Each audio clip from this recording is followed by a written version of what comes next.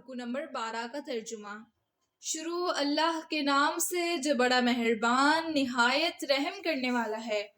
اے نبی آپ کہہ دیں کہ جو کوئی جبریل کا دشمن ہے بے شک اس نے تو اللہ کے حکم سے آپ صلی اللہ علیہ وسلم کے دل پر اس کتاب کو نازل کیا جو ان کتابوں کی تصدیق ہے جو اس سے پہلے تھی اور ایمان لانے والوں کے لیے ہدایت و بشارت ہے۔ جو کوئی اللہ کا، اس کے فرشتوں اور رسولوں کا، جبریل و میکائیل کا دشمن ہے تو یقیناً اللہ بھی ایسے کافروں کا دشمن ہے۔ اور اے پیغمبر ہم نے آپ صلی اللہ علیہ وسلم پر کھلے احکام نازل کیے ہیں اور فاسقوں کے سوا کوئی ان کا انکار نہیں کرتے۔ کیا یہ سچ نہیں ہے کہ جب کبھی انہوں نے کوئی عہد باندھا تو اس کو ان میں سے کسی نہ کسی گروہ نے پس پش ڈال دیا، بلکہ اکثر ان میں سے ایمان ہی نہیں لاتے۔ اور جب ان کے پاس اللہ کی طرف سے ایک رسول صلی اللہ علیہ وسلم آیا جو ان کتابوں کی جو پہلے سے ان کے پاس تھی تصدیق کرتا ہے تو اہل کتاب میں سے ایک گروہ نے اللہ کی کتاب کو اس طرح پس پش ڈال دیا گویا وہ جانتے ہی نہیں،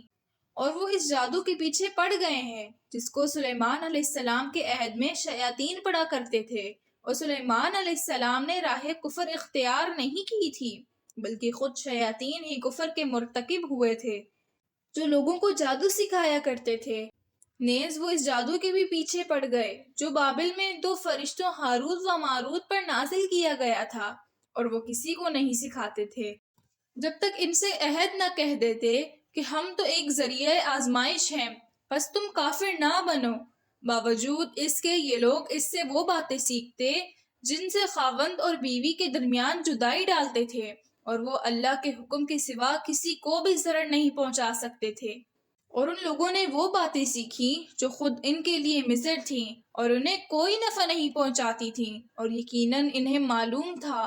کہ جن لوگوں نے اس مضر علم کو لے لیا